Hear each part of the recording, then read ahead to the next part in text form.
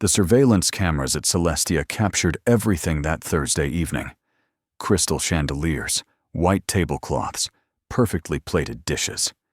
What they didn't record was the silent exchange at table 12. A 36-year-old man sat alone, tailored suit concealing more than just power. Dante Corvus ordered without looking at the menu, his attention fixed elsewhere. His waitress wore a cervical collar beneath her crisp uniform. A fading bruise marked her left cheekbone, carefully concealed but still visible under the chandelier light. She moved with practiced precision. The kind that came from learning mistakes had consequences. As she set down his water glass, her hand trembled. Then she made a gesture so quick, the other diners never noticed. Palm flat. Thumb tucked.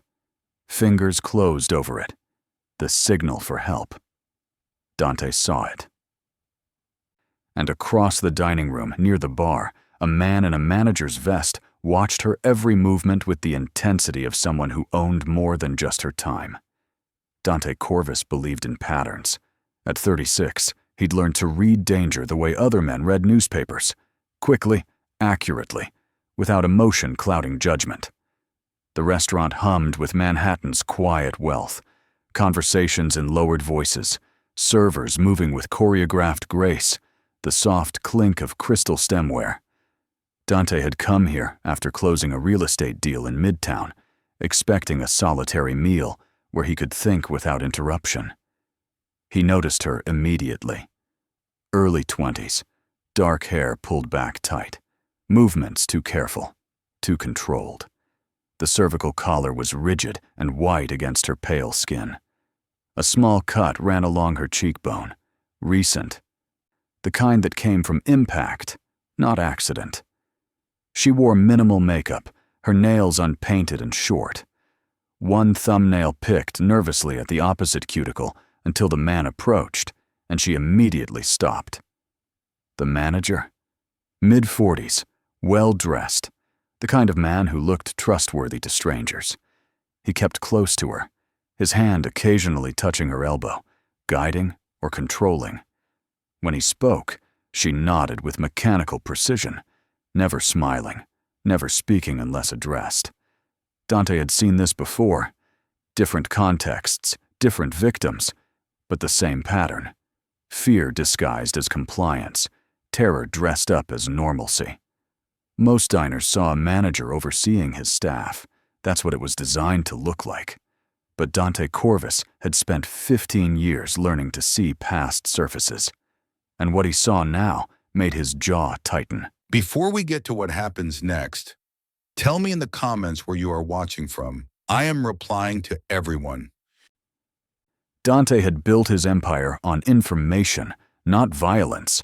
While other men in his position relied on intimidation and bloodshed, he'd learned early that the right piece of intelligence at the right moment was worth more than an army. He traded in secrets, in leverage, in knowing which threads to pull to unravel someone's carefully constructed world. Violence was inefficient, messy, drew attention. Information was clean, precise, and most importantly, it gave people the illusion they still had choices, even as he removed every option but the one he wanted them to take. Celestia had become one of his regular haunts over the past year, not because the food was exceptional, though it was, but because the clientele provided valuable observation opportunities. Real estate developers, hedge fund managers, politicians who thought private dining rooms meant private conversations.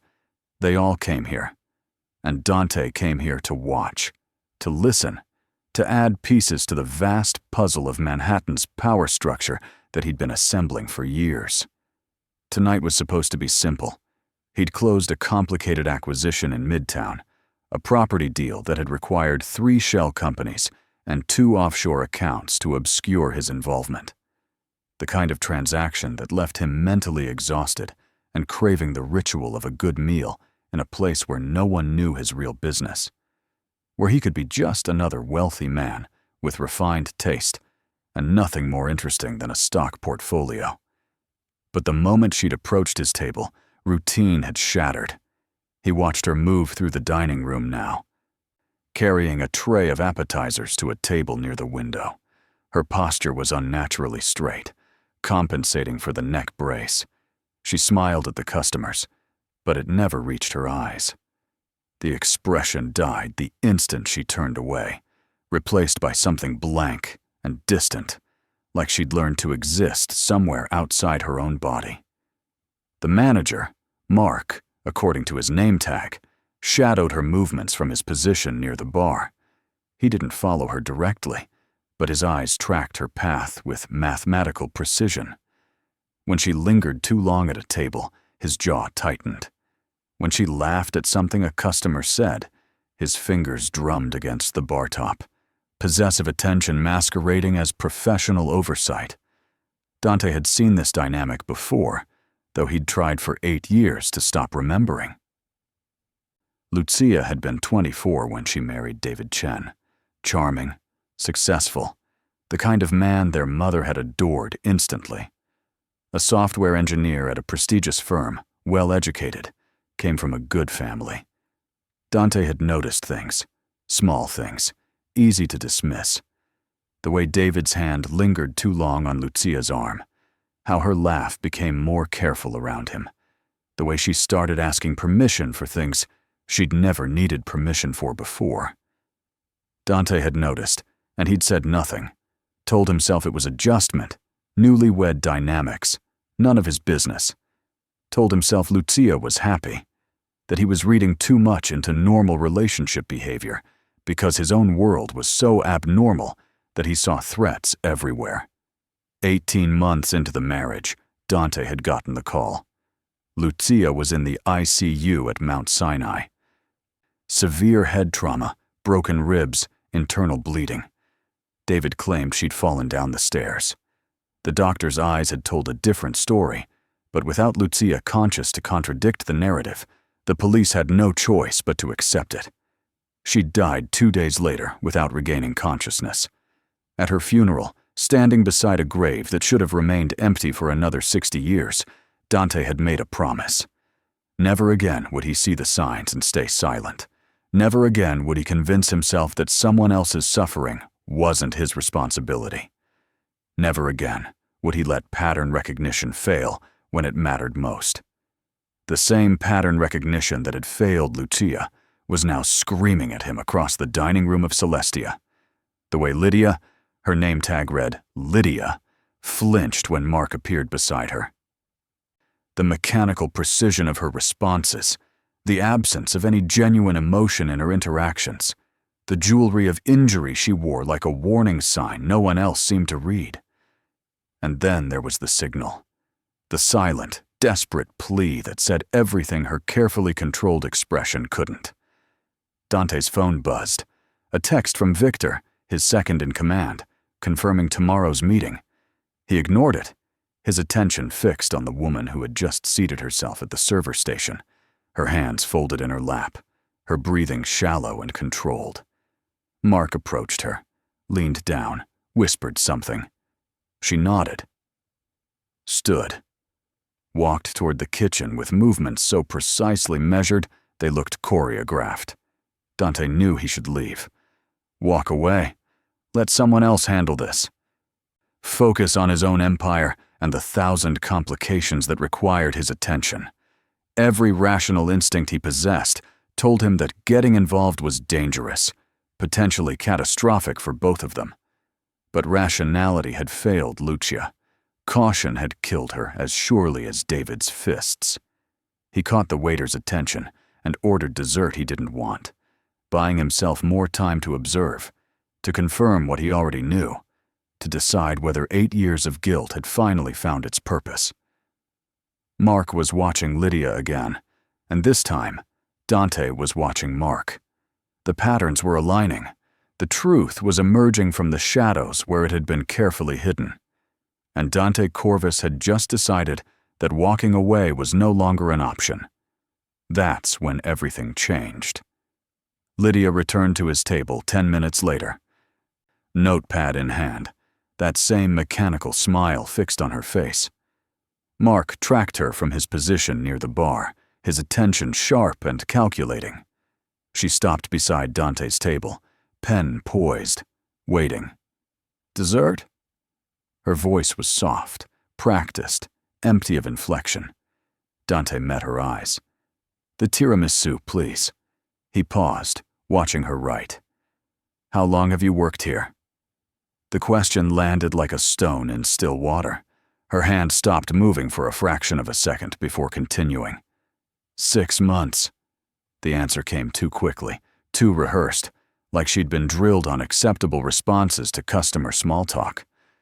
"The tiramisu is an excellent choice. Is there anything else I can get for you?" "That's all, thank you." She reached for his menu, and that's when it happened again, as her fingers closed around the leather folder. Her other hand moved with desperate precision. Palm flat, thumb tucked, fingers closed over it. The signal lasted less than a second, but it was unmistakable, intentional. A silent scream in a room full of people who weren't listening. Dante's expression never changed, but something cold and certain settled in his chest. She was trapped, completely, absolutely trapped, and she knew it. Lydia's eyes met his for just a moment. In that brief connection, he saw everything. The fear, the resignation, the fragile thread of hope that someone finally had seen. Then she turned and walked away, her movements careful and controlled, back to the server station where Mark was already waiting. Dante watched Mark lean close, whisper something, his hand resting on her shoulder with deceptive gentleness. She nodded. He squeezed once, then released her. His smile, the kind that looked warm from a distance and felt like a threat up close. 3 minutes later, Mark disappeared into the kitchen. Dante was already moving. He intercepted her near the hallway that led to the bathrooms, in the narrow space where the dining room's elegant facade gave way to utilitarian corridor. She was carrying a tray of dirty dishes, her attention fixed on not dropping them. When Dante stepped into her path, she nearly stumbled. "I saw what you did with your hand." His voice was barely above a whisper, but each word was precisely placed, unmistakable. "The signal. I know what it means." Her eyes flooded with tears instantly, her carefully constructed composure shattering like glass. The tray trembled in her hands. She looked toward the dining room, panic written across her features. "The manager watching you," Dante continued, his tone steady, calm, the kind of voice that cut through fear with certainty. "Is he your husband?" She nodded. A single, small movement. Terrified. Dante could see her calculating, weighing the risk of this conversation against the consequences if Mark discovered it. Every second she stood here talking to a customer was a second she'd have to explain later, justify, pay for in ways no one else in this restaurant would ever understand. "I need you to trust me." He kept his voice low, his posture casual, nothing that would draw attention from the diners behind them. "Can you do that?" Another nod, barely perceptible. "Good." Dante's eyes were steady, certain. "Keep working. Act normal. Do everything exactly as you would. But know this. I'm not walking away from this. I'm not leaving you here." A sob caught in her throat, quickly suppressed. Her hands shook so badly the dishes rattled against each other. "He's moving us," she whispered, the words tumbling out in a desperate rush. 3 days. There's a house in the Catskills. He says it's for a fresh start. But there's no neighbors, no one around for miles. Once we're there, her voice broke. "I won't come back. I know I won't." Dante felt something crystallize inside him, cold and absolute. 72 hours. Mark was on a timeline, removing Lydia from witnesses, from help, from any chance of escape. "What's your name?" "Lydia." The word was barely audible. "Lydia, I need you to listen carefully. You have to go back now before he notices. Can you do that?" "Yes." "Good. Keep doing exactly what you've been doing. Don't change anything. Don't give him any reason to suspect. I'm going to handle this, but I need time. His voice dropped even lower. Do you understand? You're not alone anymore. She nodded, tears streaming down her face now, mixing with the concealer that couldn't quite hide the bruise beneath. Then she turned and walked back toward the kitchen, her posture straight, her movements controlled, the mask sliding back into place with practiced efficiency.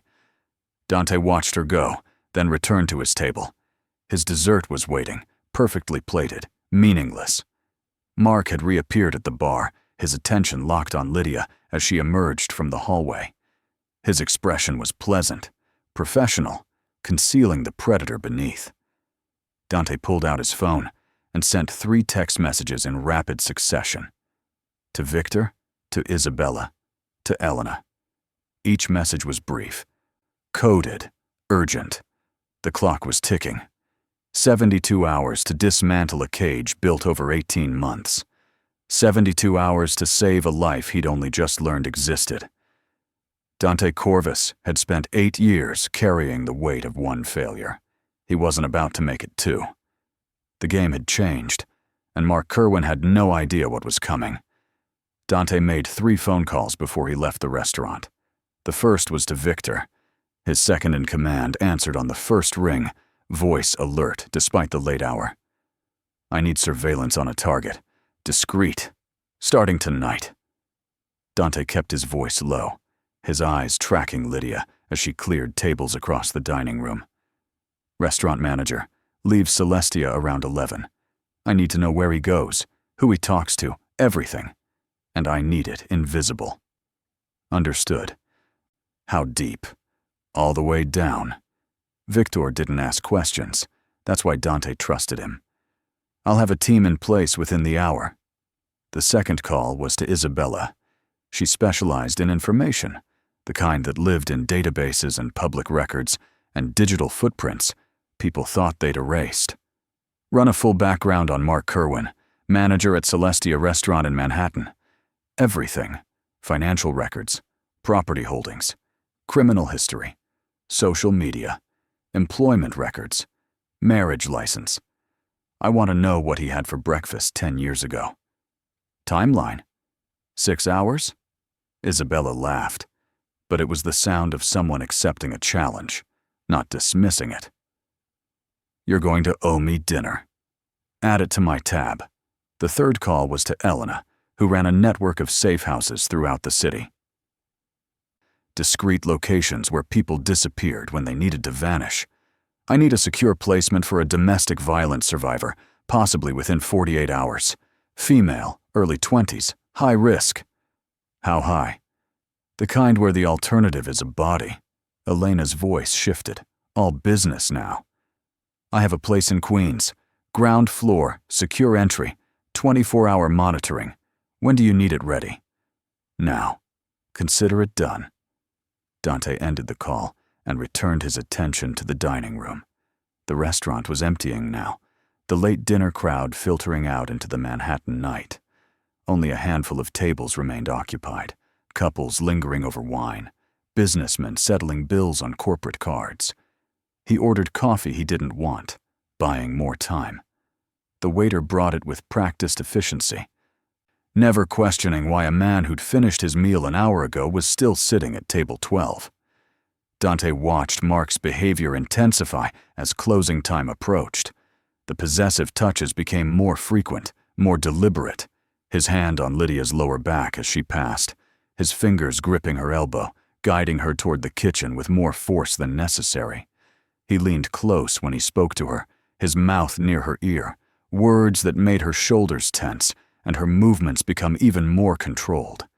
She flinched when he touched her neck, near the collar. A small movement, quickly suppressed, but unmistakable.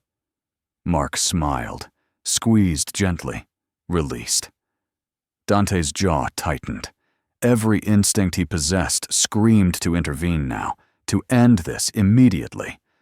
But rushing would be reckless. Mark had built his cage carefully over 18 months. Dismantling it required precision, not impulse. At 11:15, the last customers left. Staff began closing procedures. Chairs lifted onto tables. Floors swept. The kitchen's industrial dishwashers humming through final cycles. Dante paid his bill in cash, left a generous tip, and walked out into the cool October night. Victor's text arrived as Dante reached the corner. Team in position. 2 cars. They won't see us. Dante waited in his own vehicle, parked 3 blocks away, engine off. At 11:47, Mark and Lydia emerged from the restaurant's service entrance. Mark had his arm around her shoulders, proprietary, controlling. To anyone passing, they looked like a couple heading home after a long shift. The performance was flawless. They walked to a 10-year-old Honda Civic. Mark opened the passenger door for her, watched her get in, closed it with deliberate care. Then he circled to the driver's side. The car pulled out into traffic, heading north. Victor's team followed at a careful distance. Dante's phone buzzed with updates every few minutes. Heading uptown, Broadway, Washington Heights. The intelligence started flowing in before Dante even made it home. Isabella's first report arrived at 1 a.m., comprehensive and damning. Mark and Lydia Kerwin, married 14 months. Rent-controlled apartment on West 187th Street, Washington Heights. All utilities in Mark's name. Joint bank account that Mark controlled exclusively. Lydia had no debit card, no checks, no independent access. Her phone had been disconnected 6 months ago, officially due to non-payment. But the timing coincided with the last call she'd made to her mother in Ohio. Social media told a story of gradual erasure. Lydia's accounts had gone dormant 8 months ago. Her last post was a photo of their apartment. Caption reading, "Home sweet home," with comments from friends asking if she was okay, why she never answered messages anymore. The comments stopped after a while. People moved on. That's what Mark had counted on. The most chilling discovery came from property records. 3 weeks ago, Mark had purchased a house in the Catskills.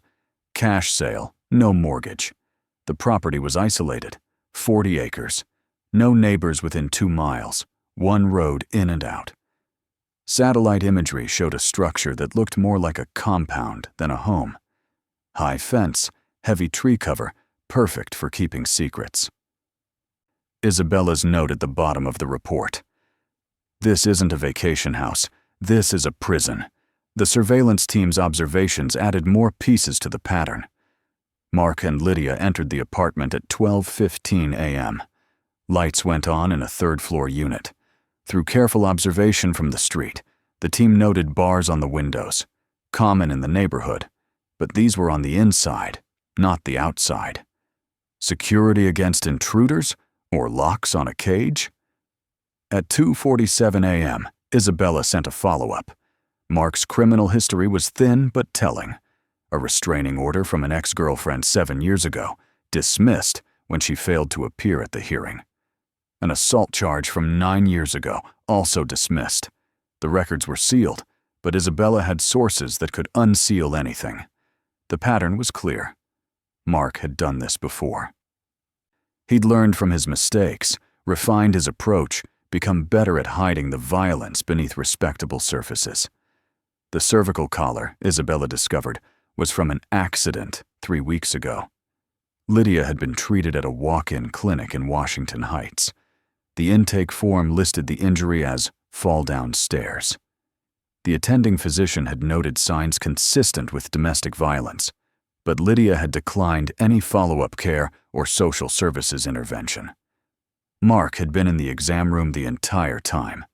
By dawn, Dante had a complete picture. Mark Kerwin was methodical, calculating, escalating. The Catskills house wasn't a fresh start. It was the final stage of a plan that had been unfolding for over a year. Once he got Lydia to that isolated property, she would disappear completely. No witnesses, no interference, no chance of escape. The moving date was locked in, 3 days from now. Saturday morning, a rental truck already reserved. Mark's resignation from Celestia, scheduled for Friday night. He'd thought of everything, covered every angle, built the perfect trap. What Mark hadn't accounted for was someone seeing what he'd tried so hard to hide. One silent signal in a crowded restaurant. One man who knew what it meant and refused to look away. Dante sat in his apartment as the sun rose over Manhattan. Isabella's report spread across his desk. Victor's surveillance updates still coming in.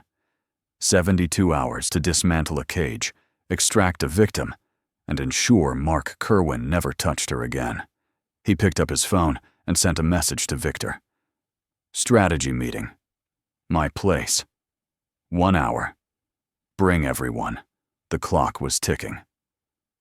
But so was Dante's network, and Mark was about to learn that the cage he'd built so carefully could become his own. Lydia's world had shrunk to the size of Mark's permissions. The surveillance footage told a story more complete than any testimony could. Over the next 48 hours, Victor's team documented every detail of the cage Mark had built. The apartment had interior locks on every door: bedroom, bathroom, even the kitchen. And Mark kept all the keys. When he left for work, Lydia was locked in the bedroom. When he returned, he controlled her movements room by room, access granted and revoked according to rules only he understood. She had no phone, no computer. No mail arrived in her name. The apartment's internet router was password protected, and even if she'd somehow accessed it, Victor's team discovered Mark had installed monitoring software that logged every keystroke, every search, every website visited. But the physical cage was only part of the prison Mark had constructed. Isabella's deep dive into Lydia's background revealed the careful manipulation that had isolated her completely. 18 months ago, Lydia Harmon had moved to New York from Ohio to pursue a degree in social work at Hunter College. She'd been close with her family, regular calls, frequent visits home. Mark had courted her with the kind of intensity that looked like devotion, and within 3 months, they were married. Then came the systematic destruction of her support network. Mark had convinced her to defer school, just for a semester, just until they got settled. The semester became a year. The student loans went unpaid. Her enrollment lapsed. He'd encouraged her to take the job at Celestia where he worked, where he could keep an eye on her, where they could spend more time together. Her friends from school slowly stopped calling after Lydia missed enough plans, canceled enough coffee dates, offered enough excuses about being busy with married life. Her family received regular emails from Lydia's account, cheerful updates about how happy she was, how well Mark treated her, how she just needed some space to adjust to her new life. Isabella traced the IP addresses. Every email had been sent from Mark's phone. The last genuine contact Lydia had made was 8 months ago. A brief call to her mother that ended with Mark in the background, his voice carrying, asking who she was talking to. Her mother had told investigators, after Isabella made a discreet inquiry, posing as a college administrator, that Lydia had seemed nervous, had cut the call short, and hadn't answered since. The family believed she'd chosen distance, that marriage had changed her, that sometimes people grew apart from their roots. Mark had counted on that belief, counted on people accepting the comfortable narrative instead of investigating the disturbing truth. Isabella's most damning discovery came from Mark's digital footprint. His browser history read like a manual for imprisonment. Forums about managing difficult women and maintaining proper household order. Searches for isolated properties, soundproofing materials, interior lock systems. He'd researched how to disable phones remotely, how to monitor internet usage, how to access someone's email accounts without their knowledge. The Catskills house appeared in his search history 6 months ago. He'd looked at dozens of properties before settling on this one. The criteria were specific. No neighbors within shouting distance, no cell service, single access road, high property fence. The house itself was a converted hunting lodge, reinforced windows, heavy doors, the kind of structure that could withstand a siege or contain a prisoner depending on perspective. There was no pool, no garden, no amenities that would justify calling it a vacation home. This was a compound designed for one purpose: absolute control. Dante sat in his apartment reviewing the dossier, Victor and Isabella across from him, Elena connected via video call. The weight of what they'd uncovered pressed down like physical force. This wasn't reactive violence, the kind that exploded in drunken rage or moments of lost control. This was premeditated, calculated, methodical. Mark had been building toward this endpoint for 18 months, each step carefully planned, each contingency considered. Once he gets her to that house, Dante said, his voice flat and cold, she vanishes. No one knows to look for her. Her family thinks she's happily married. She has no job, no school, no paper trail that would make anyone question her absence. He's done this before, Isabella said. Not this exact scenario, but the pattern's there.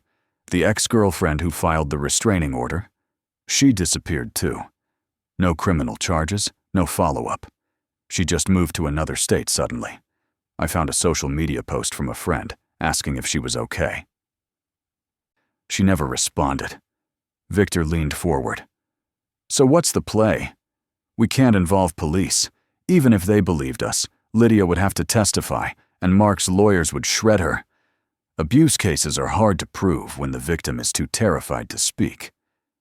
And we can't extract her by force, Elena added. If Mark comes home to an empty apartment, he disappears too. Then Lydia spends the rest of her life looking over her shoulder. Dante had been considering this problem since the moment Lydia made that signal. Violence was easy. Violence was what men in his position defaulted to because it was simple, direct, measurable. But violence against Mark would put Lydia in more danger, not less. It would expose Dante's involvement, potentially draw legal scrutiny he couldn't afford, and worst of all, it might not even work. Mark would lawyer up, claim self-defense, spin a narrative. The system would protect him while Lydia remained vulnerable. No, this required a different approach. We dismantle him psychologically, Dante said. Complete information warfare.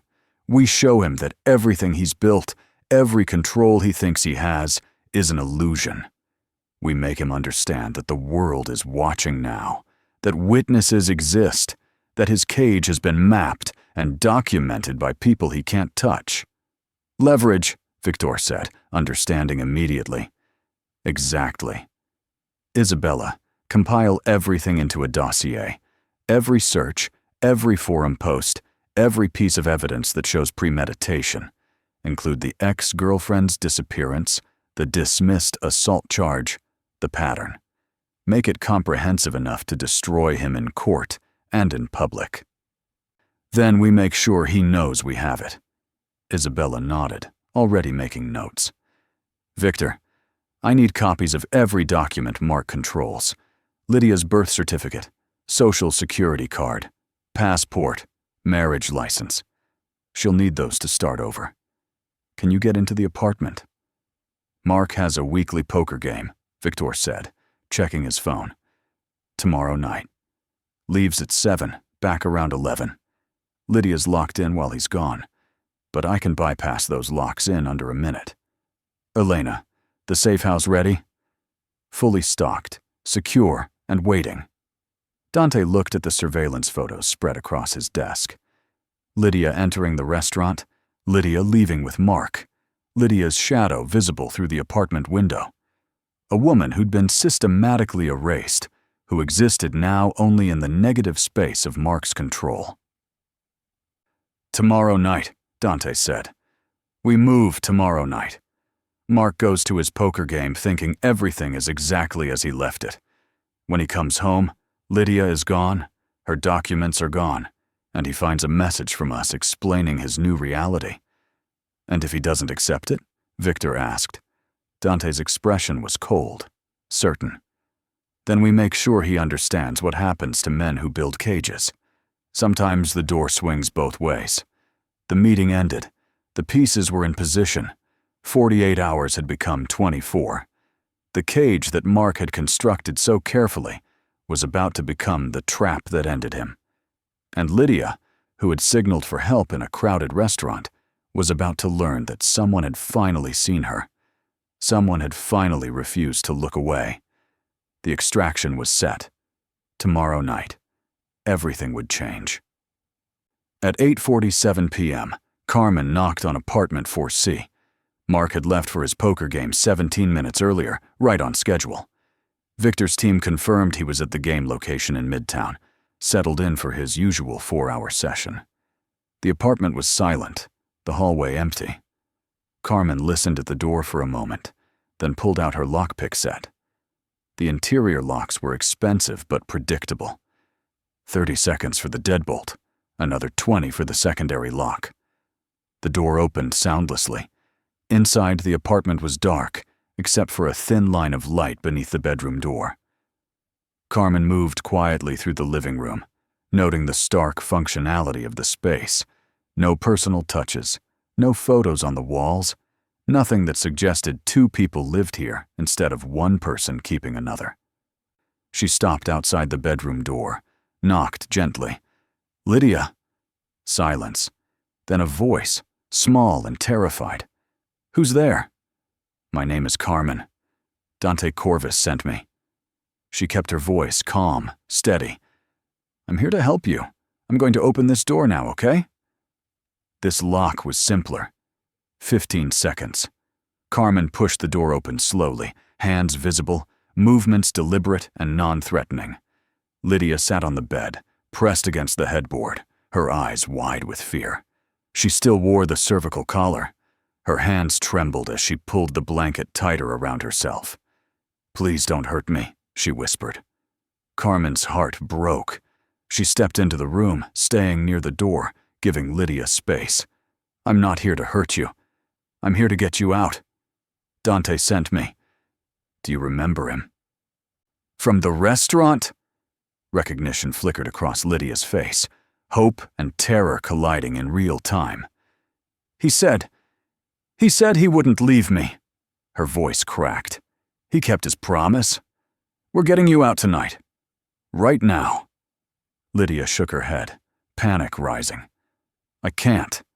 Mark will know. He'll find me. He won't."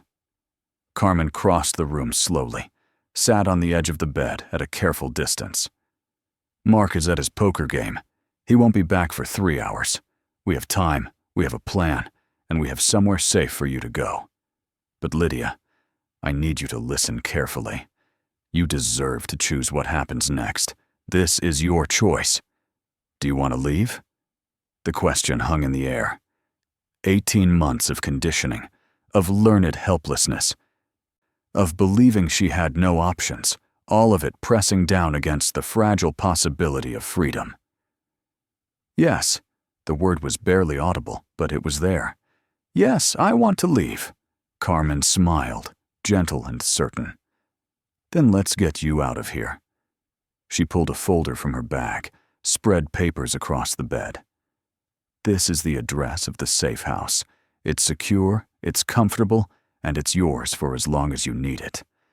This is Elena's phone number. She runs the place. These are your documents: birth certificate, passport, social security card." Dante's team retrieved them. "This is a prepaid phone, untraceable. And this," she pulled out a debit card, "has enough money to get you started. It's connected to an account in your name only." Lydia stared at the papers, the card, the phone. Evidence that escape was real.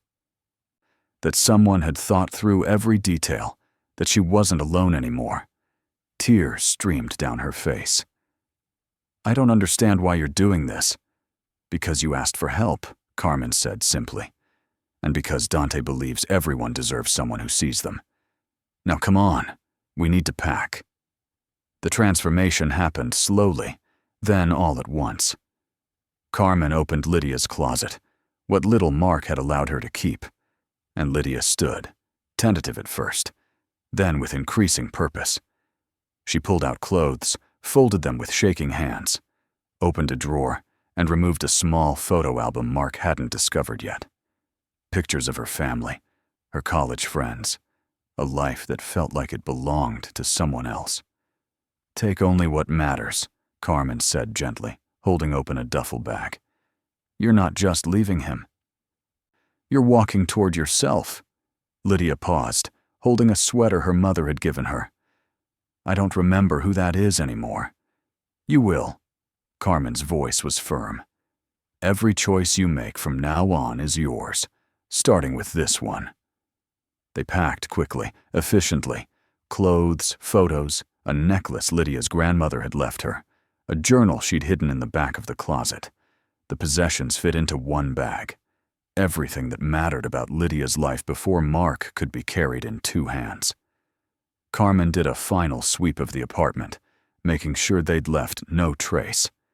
She placed an envelope on the kitchen counter, sealed, Dante's message to Mark inside. Then they left, the door locking behind them with a sound like a cell door closing. The drive through Manhattan felt surreal. Lydia sat in the passenger seat, the duffel bag clutched in her lap, watching the city lights blur past the window, crying quietly, steadily, the kind of tears that came from somewhere deep and buried. Carmen didn't try to stop them. She drove in silence, letting Lydia process, letting the reality sink in. They crossed into Queens, the streets growing quieter, residential. Finally pulled up to a brownstone on a tree-lined block. Warm light glowed from the first-floor windows. Elena met them at the door. Mid-50s, gray hair pulled back, warm eyes that had seen too much suffering and refused to become numb to it. She took one look at Lydia and opened her arms. "Welcome home, sweetheart." Lydia collapsed into the embrace, 18 months of held-back emotion finally breaking through. She sobbed, deep, wrenching sounds that seemed to come from her bones. Elena held her, one hand stroking her hair, murmuring words of comfort and safety and assurance that she was allowed to fall apart now, that falling apart was how healing began. Carmen stood back, giving them space. Eventually, Elena guided Lydia inside. The apartment was everything Mark's wasn't. Soft furniture, warm colors, plants in the windows, space that felt lived in and cared for. A place designed for healing, not control. Elena showed Lydia the bedroom, her space, her lock on the door that only she controlled. The bathroom with the supplies she'd need. The kitchen stocked with food she could eat whenever she wanted. The phone numbers on the refrigerator. Elena's cell. The crisis hotline. Dante's number with a note that said simply, "If you need anything."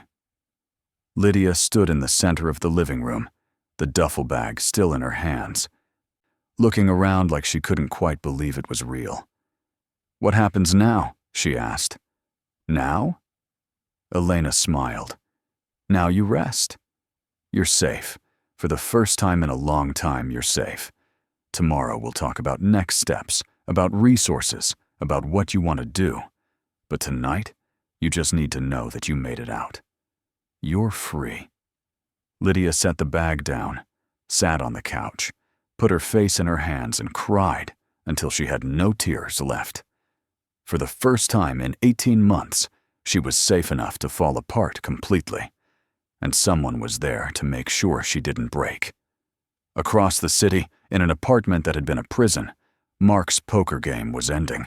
He was heading home to a cage that was now empty, and Dante Corvus was preparing for a confrontation that would ensure Mark Kerwin never built another. At 10:15 p.m., Dante had Mark pulled from the poker table. 2 of Victor's men approached quietly, professionally. "Mr. Kerwin, someone needs to speak with you. Private matter. Won't take long." Their tone suggested it wasn't a request. Mark looked up from his cards, annoyed, but not yet alarmed. "I'm in the middle of a game. It's urgent." Something in their posture made Mark fold his hand. He followed them to a private room in the back of the club, probably expecting a problem at the restaurant. Maybe a supplier issue, something mundane and manageable. The door opened. Dante sat at a table, Victor standing beside him. The overhead light was harsh, institutional. It made the room feel less like a private club and more like an interrogation cell. Mark stopped in the doorway. "Who the hell are you?" "Sit down, Mark. I don't know you." "I'm leaving." He turned back toward the door. Victor moved to block it, not threatening, just present. An immovable object with cold eyes. Mark's confidence wavered. He looked between them, calculating, trying to understand what kind of trouble he was in. "What is this?" "This is the end of something," Dante said. "Sit down." Mark sat. His hands rested on the table, attempting casual, but his fingers drummed nervously. "Look, if this is about money, it's not about money." Dante slid a folder across the table. "Open it." Mark opened the folder. His face went pale. The first page was a surveillance photo of him and Lydia leaving the restaurant. The second was their apartment building. The third was a screenshot from his browser history, forums about controlling women. The fourth was property records for the Catskills house. Page after page, every search, every purchase, every piece of digital evidence that showed premeditation and planning. "Where did you get this?" Mark's voice had lost its confidence. "Keep going." More pages. The ex-girlfriend's restraining order, the dismissed assault charge, witness statements Isabella had collected from neighbors who'd heard arguments, seen bruises, noticed Lydia's gradual disappearance from public life. Medical records from the cervical collar injury, screenshots of the emails Mark had sent from Lydia's account, the IP addresses traced back to his phone. "This isn't legal. You can't—" "I can." Dante's voice was cold, precise, each word placed like a scalpel. "And I did. You built your cage carefully, Mark. You thought you'd covered every angle. But cages only work when no one's looking. I've been looking. For 3 days, I've documented every lie, every crime, every moment of control you thought was hidden." Mark's hands trembled. He closed the folder, pushed it away like it was contaminated. "I don't know what you think you know, but Lydia is my wife. What happens in my marriage is none of your business." "Your marriage?" Dante leaned forward. "Let me tell you what your marriage is. 18 months of systematic isolation, financial control, physical violence, psychological torture. You stripped away her friends, her family, her education, her identity. You locked her in your apartment like property. You monitored her every movement, every word, every breath. And you were 3 days away from taking her to a house where no one would ever hear from her again. That's insane. We're moving for a fresh start." She wants. Dante's voice dropped even lower, more dangerous. When was the last time Lydia wanted anything? When was the last time she made a choice that wasn't about surviving whatever you do to her if she chose wrong? Mark's jaw tightened. "Where is she?" "Somewhere you'll never find her. Somewhere you'll never touch her again." Mark stood abruptly, his chair scraping back. "She's my wife. You can't just take her. I'll call the police. Sit down." Dante didn't raise his voice, but the command was absolute. Victor moved slightly, a reminder of the blocked exit. Mark sat. "You had power," Dante continued, "because she couldn't leave, and no one was watching. Now everyone's watching, and she's already gone. The only question left is what happens to you. You can't prove any of this." But Mark's voice lacked conviction. Dante pulled out another folder, this one thicker. "Surveillance footage of you locking Lydia in the apartment. Forensic analysis of your digital communications. Witness statements from people who saw the bruises, heard the threats. Medical records that document injuries consistent with abuse. Property records showing you purchased an isolated compound designed for imprisonment. Your browser history showing you researched soundproofing and interior lock systems. Your emails discussing handling your previous girlfriend. Should I continue? Mark's face had gone from pale to gray. What do you want? I want you to understand something fundamental. You're not in control anymore. You never really were.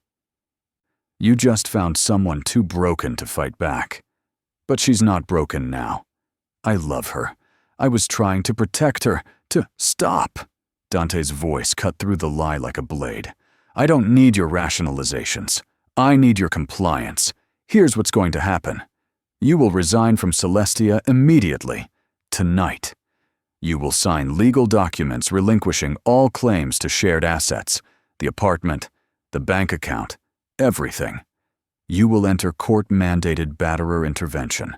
I've already arranged it. You start Monday. And if I refuse? Then this dossier goes to the police, the district attorney, and every news outlet in Manhattan. Your face will be on the evening news. Your search history will be public record. Your ex-girlfriend will be contacted and asked to testify. Every forum post you made about controlling women will be attached to your name forever. You'll lose your job, your reputation, and quite possibly your freedom. Mark's hands clenched into fists on the table. You can't do this. I already have. Dante slid papers across the table. Sign. What if I try to find her?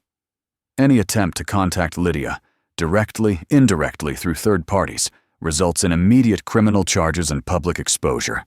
Any retaliation, any attempt to hurt her or anyone associated with her, triggers a different kind of response. The kind that doesn't involve police or lawyers. Mark looked at Victor, understanding the implication. You'd kill me. I'd make sure you faced consequences appropriate to your actions, Dante said. Sign the papers, Mark. Accept that it's over. Go to the intervention program. Learn why you did what you did and never do it again. Or refuse and discover what happens when someone as powerless as you thought Lydia was finds people who refuse to let her stay that way. The room was silent except for Mark's ragged breathing.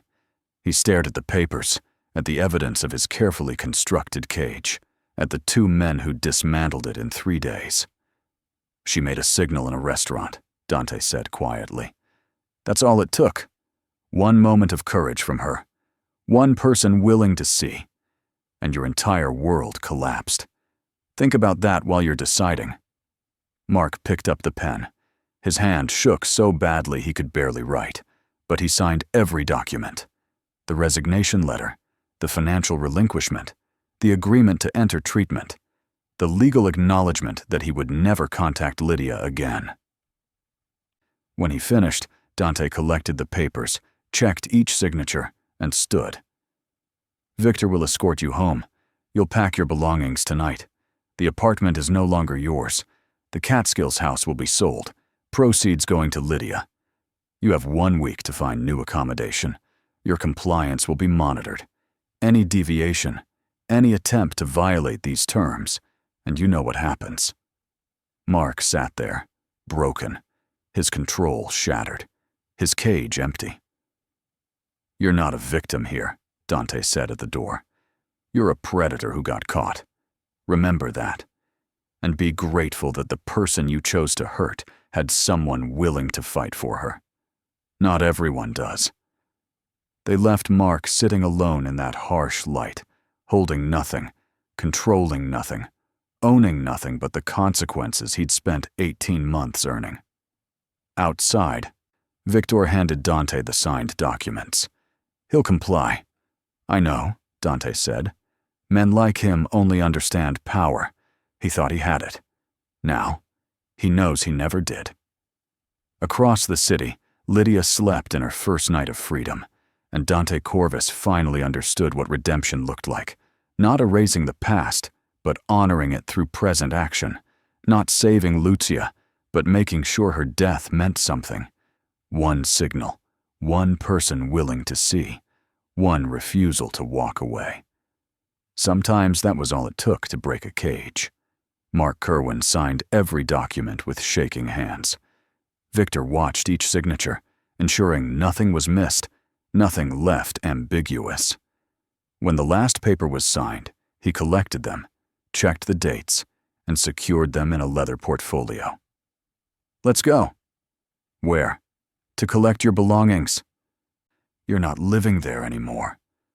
Mark stood slowly, like a man walking toward execution. The reality was settling in now, replacing shock with numb acceptance. His life had been dismantled in under an hour. Everything he'd built, every control he'd established, reduced to signatures on paper and the cold certainty that refusal meant destruction. They drove in silence. Victor's car moved through Manhattan's late-night traffic with practiced efficiency. Mark sat in the passenger seat, staring out the window, watching his city pass by like he was seeing it for the first time. Or the last. The apartment building looked different somehow. Smaller.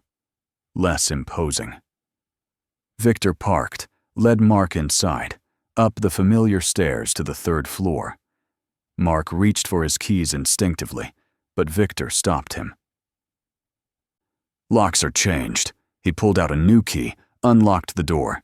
"You have 1 hour to pack your personal belongings. Nothing that belonged to Lydia. Nothing shared. Just yours." Mark stepped inside. The apartment felt hollow, violated. Everything was exactly where he'd left it. But the presence that had defined the space was gone. He moved toward the bedroom, Victor following at a careful distance. The closet was half empty. Lydia's side, the small collection of clothes he'd permitted her, was bare. Hangers dangled empty, accusatory. The photos that had lined the dresser, pictures of them at their wedding, images that documented the beginning of his control, were gone. The bathroom showed similar erasure. Her toothbrush, her few toiletries, the cervical collar she'd worn like a brand of his power, all removed. Mark stood in the center of the bedroom, turning slowly, seeing the evidence of her absence everywhere. He'd spent 18 months making her invisible to the outside world. Now she'd made herself invisible to him, and the emptiness felt like accusation. "She's really gone." His voice was hollow. "Did you think she wouldn't be?" Mark pulled a suitcase from the closet, began mechanically packing his clothes. Dress shirts, slacks, the wardrobe of a respectable man, the costume he'd worn to hide the predator underneath. "I gave her everything. A home, security, stability. I protected her." "Stop!" Victor's voice was flat. "Don't rewrite it. Not here, not now. You know what you did." Mark's hand stilled on a folded shirt. "I loved her." Love doesn't lock people in rooms. Love doesn't isolate them from everyone they care about. Love doesn't plan to disappear them to an isolated house where no one would hear them scream. Victor leaned against the doorframe. "You loved control. You loved ownership. That's not the same thing." Mark continued packing in silence. 30 minutes passed, the suitcase filled with clothes, toiletries, a few books, the possessions of a life that had seemed substantial but fit into a single bag. In the kitchen, Victor showed him the documents Dante had left.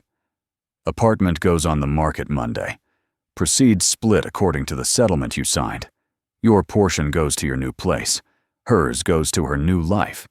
The Catskills house is already listed. Those proceeds go entirely to Lydia. Restitution for what you tried to do. That house cost me everything I'd saved. Then you should have spent your savings on something other than a prison." Victor checked his watch. 15 minutes. Mark did a final sweep. The apartment that had been his kingdom was now just a space he'd temporarily inhabited. Evidence of Lydia's existence had been efficiently erased. The locks that had kept her captive would now keep him out.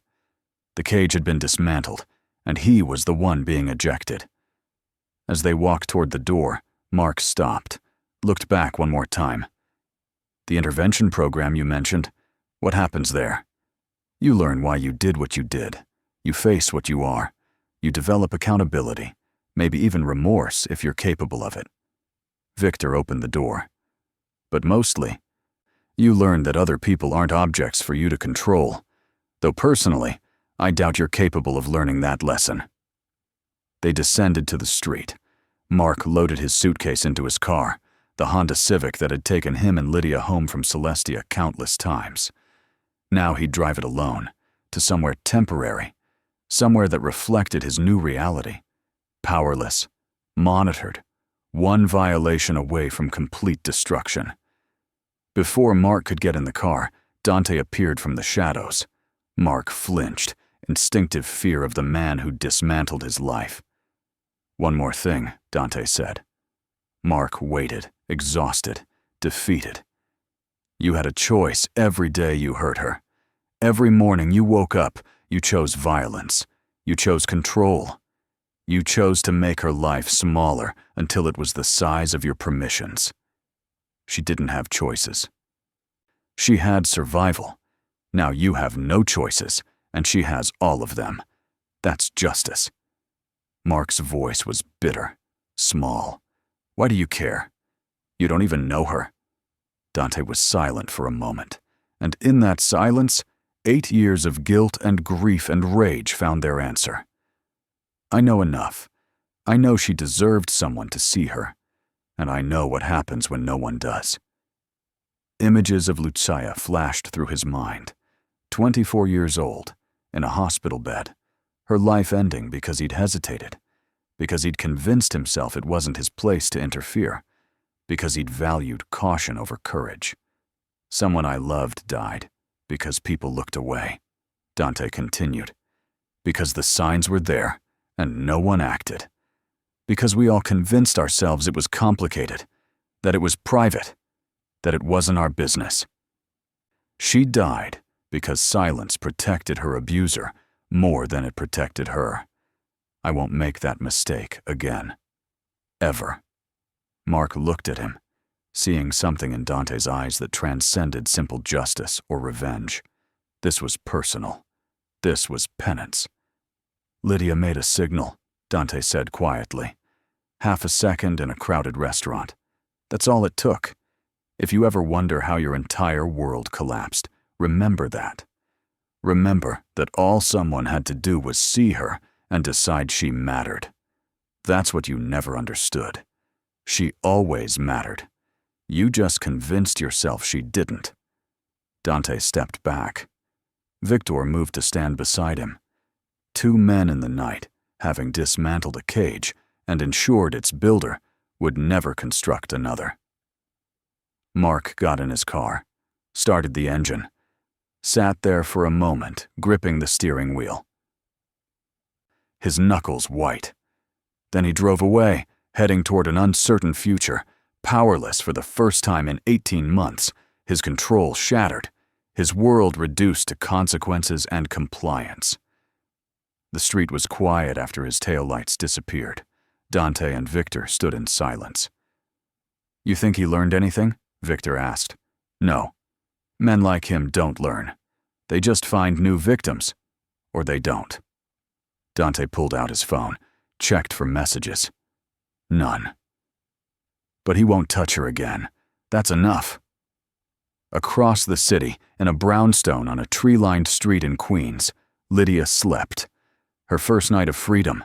Her first night in 18 months, where she didn't have to calculate Mark's mood, anticipate his violence, measure her survival in careful breaths and perfect compliance. She slept deeply, dreamlessly, safe. And Dante Corvus, standing on a Manhattan street where a predator had just been neutralized, felt something shift inside. Not redemption. Lucia was still gone, and nothing would change that. But balance. Purpose. The knowledge that one signal had been answered, one life had been saved, one refusal to walk away had broken a cycle of violence. It wasn't enough to erase the past, but it was enough to honor it. And sometimes, that was all redemption could be. Over the following weeks, Lydia began to remember who she was. Dante visited the safe house 3 days after the extraction. Elena greeted him at the door, led him to the living room, where Lydia sat curled on the couch, a cup of tea cradled in her hands. She still wore the cervical collar, though Elena had arranged for a medical evaluation that would clear her to remove it soon. The bruise on her cheekbone had faded to yellow-green, the color of healing. She looked up when Dante entered, and something flickered in her eyes. Recognition. Gratitude. Fear that this safety might be temporary, that any moment it could be taken away. "How are you?" Dante asked, sitting in the chair across from her. "I don't know." Her voice was soft, but clearer than it had been at the restaurant, steadier. "I keep waiting to wake up, to find out this isn't real." "It's real." She studied him, this man who'd upended her entire world over a signal that lasted half a second. "Why did you do it? Carmen said you'd explain when you were ready." Dante was quiet for a moment, weighing how much to share, how much she needed to understand. Then he told her about Lucia. About his younger sister who'd been 24 and in love with a man who seemed perfect until he wasn't.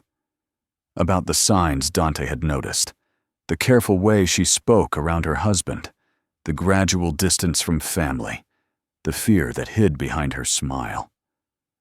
"I saw it all," Dante said, his voice carrying 8 years of guilt. "Every sign, every pattern.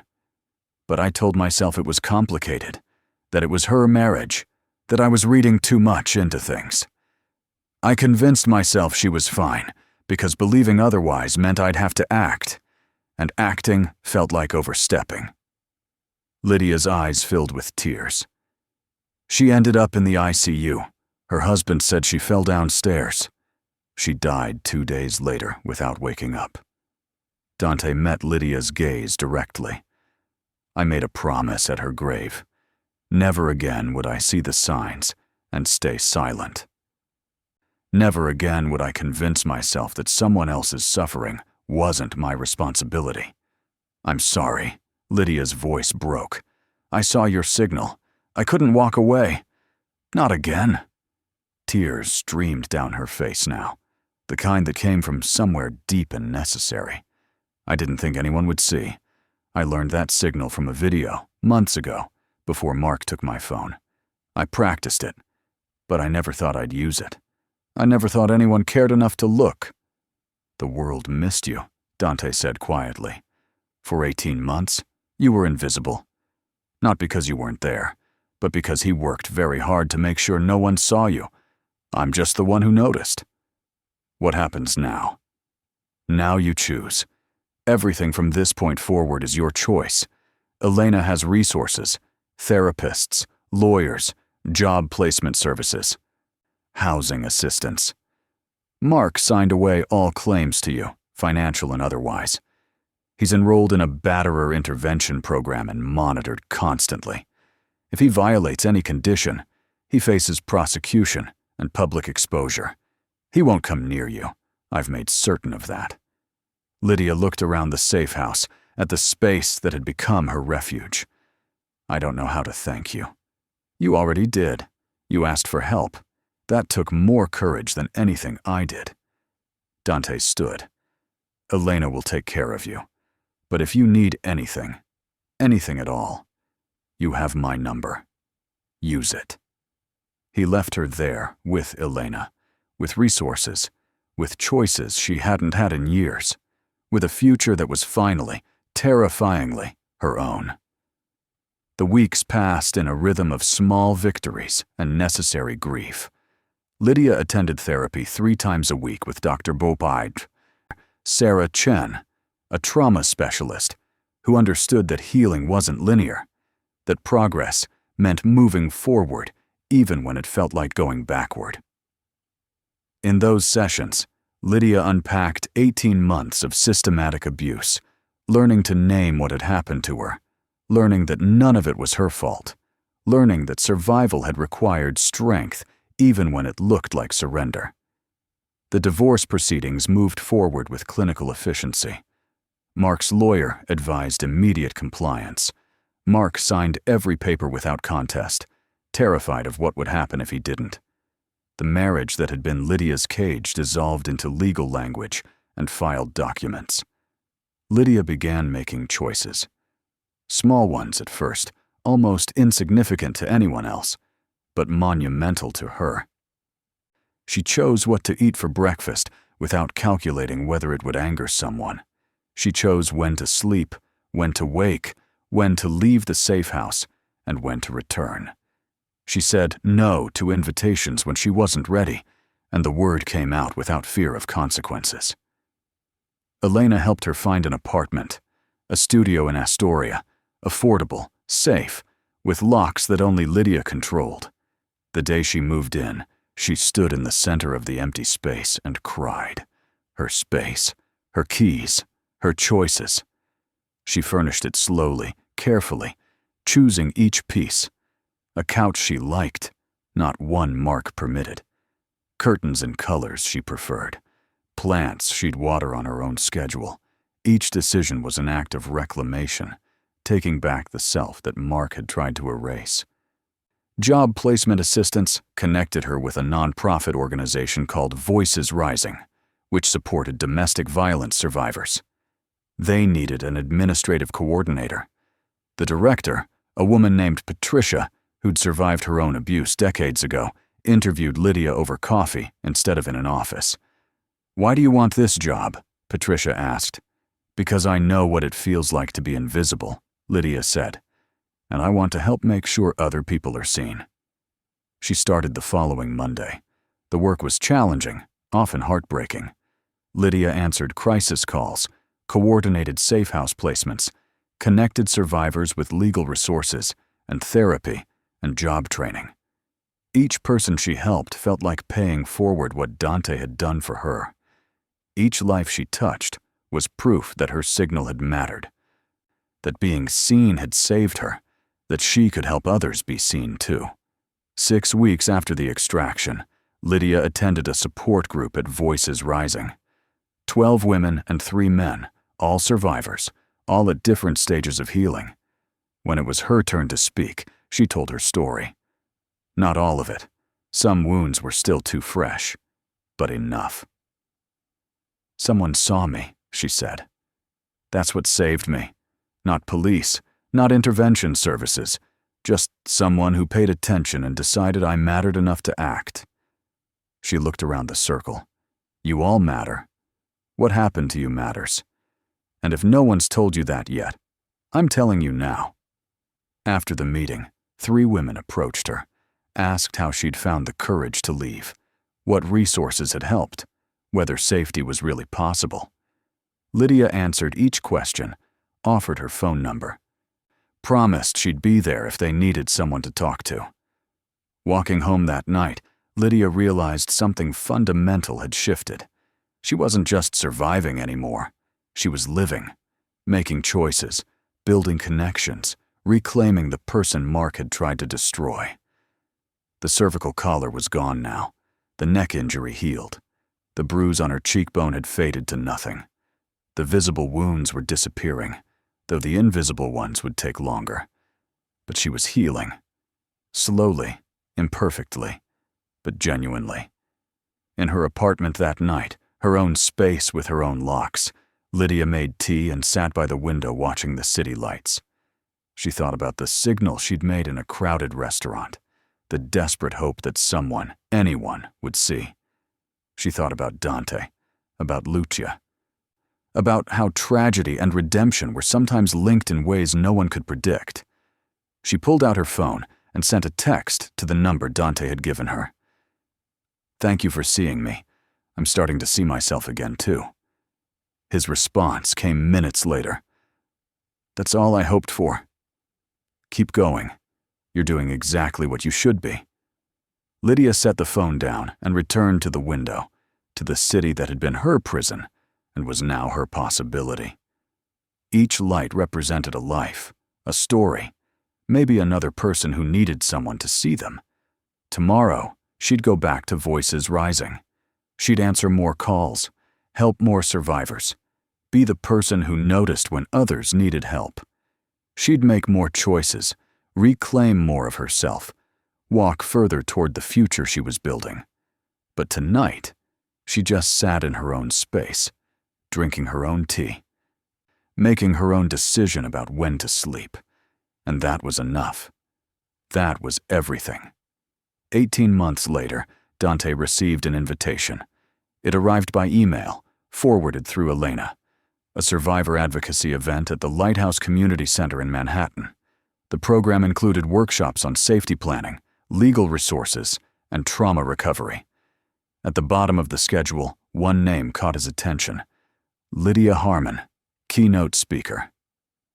Dante marked the date, told no one he was going. The event was on a Saturday afternoon in October, almost exactly 2 years since that night at Celestia. The community center was modest, warm, filled with people who carried their own stories of survival. Dante arrived early, positioned himself in the back of the auditorium, away from the clusters of attendees and organizers. Anonymous. Invisible. Exactly how he preferred it. The room filled gradually. Survivors, advocates, social workers, people who understood that healing required witnesses. A woman at the podium introduced the keynote speaker, listing accomplishments Dante hadn't known about. Advocacy coordinator at Voices Rising, developer of a citywide safety signal training program, facilitator of 12 support groups, mentor to 43 survivors in the past year. Then Lydia walked onto the stage. Dante felt something shift in his chest. The woman who took the microphone bore almost no resemblance to the terrified waitress who'd made a desperate signal in a crowded restaurant. No cervical collar, no bruises, no fear in her movements. She wore a simple dress, her dark hair loose around her shoulders, her posture confident without being defensive. She looked whole. "Thank you for being here," Lydia began, her voice steady and clear. "My name is Lydia, and 2 years ago, I was in a situation that I thought had no exit. I'm here today because someone chose to see me when I'd become invisible." She told her story without shame or hesitation. The isolation that had happened gradually, so slowly, she hadn't recognized it as imprisonment until escape seemed impossible. The financial control, the monitored movements, the systematic destruction of her support network, the cervical collar from an accident that wasn't, the isolated house that would have been her final cage. "I made a signal," she said, demonstrating the hand gesture. "In a crowded restaurant, surrounded by people, I made this signal, and someone saw it. Someone understood what it meant. Someone chose to act." She didn't name Dante. Didn't describe him, just called him someone who chose to see when others looked away. But Dante heard himself in her words, saw the moment from her perspective, the desperate hope, the fear that even signaling wouldn't matter, the shock when someone actually responded. "That person gave me more than rescue," Lydia continued. "They gave me the belief that I deserved to be free, that my life mattered, that being trapped wasn't my fate but my circumstance, and circumstances could change." She described her work now, teaching self-defense and safety planning to survivors, running support groups where people learned they weren't alone, training volunteers to recognize signs of abuse, to understand the signal she'd used, to know that paying attention could save lives. "I teach that hand signal in every workshop," she said, demonstrating again. Palm flat, thumb tucked, fingers closed over it. "It works because people like the person who saved me know to look for it. Because someone, somewhere, cares enough to pay attention." The audience was silent, absorbed. Lydia's presence commanded the room not through force, but through authenticity, through the credibility that came from having survived what she was describing.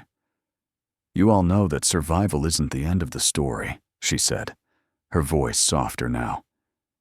"It's the beginning of a different one, the story where you reclaim yourself, piece by piece, choice by choice, where you learn that what happened to you doesn't define you, but how you move forward does.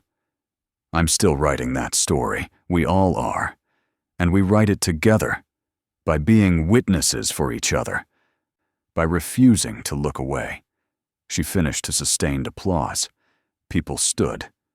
Lydia smiled, genuine and warm, and Dante saw in that smile the person Mark had tried to destroy and failed. The person who'd not only survived, but transformed survival into purpose. After the keynote, Dante waited outside. He wasn't sure she'd want to see him, wasn't sure their brief intersection 2 years ago warranted continued connection. But as the crowd filtered out, Lydia emerged, surrounded by people thanking her, asking questions, requesting her contact information. She spotted him across the plaza. Her expression shifted. Surprise, recognition, something deeper than gratitude. She excused herself from the group and walked over. "You came," she said. "I had to see how the story ended." Lydia smiled. "It hasn't ended. It's just different now." She paused, searching for words. "I teach that signal in every workshop. The hand gesture. It works because people like you know to look for it. Because someone cared enough to learn what it meant, and cared enough to act when they saw it. You did the hard part. You asked for help, and you answered." Her eyes were bright with emotion but not tears. She was past tears now, or at least past the kind that came from trauma. "You gave me my life back. Not just freedom, but the belief that I deserve to be free. That's not something I can ever really thank you for, but I try every day.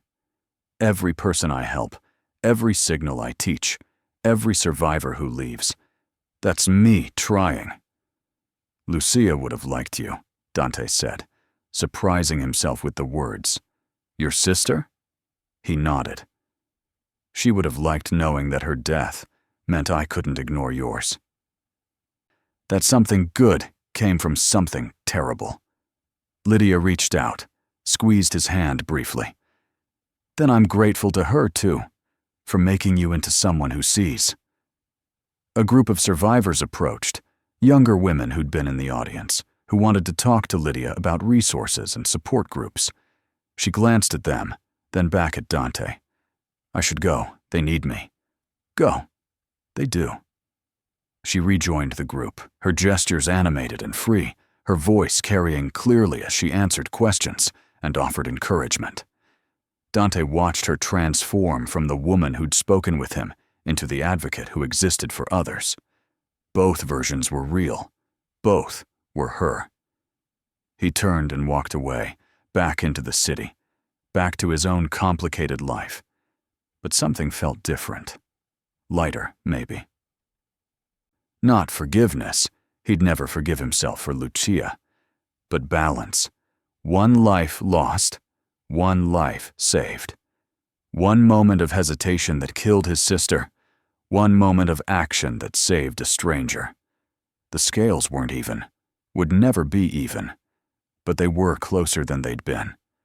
The world changed not because of grand gestures, Dante thought, but because someone chose to pay attention. That's all it took, seeing her, believing her, and deciding that one person's silent cry for help was enough reason to act. He'd failed Lucia by looking away. He'd saved Lydia by looking closer. The difference was attention. Witnesses. The refusal to let suffering hide in plain sight. Lucia would have approved. Of that much, he was certain. Dante disappeared into the Manhattan evening, just another man in a crowd, carrying the knowledge that sometimes the smallest acts, one signal, one response, one refusal to walk away, could ripple outward in ways no one could predict. Behind him, in the plaza, Lydia continued her work, mentoring survivors, teaching signals, building the kind of world where people paid attention and acted when action mattered. One signal had saved her. Now she was teaching thousands of others. And somewhere, Dante thought, Lucia was watching. Proud, maybe. Satisfied that her death had taught him something essential about the cost of silence and the power of witnesses. It wasn't redemption, but it was enough. It had to be.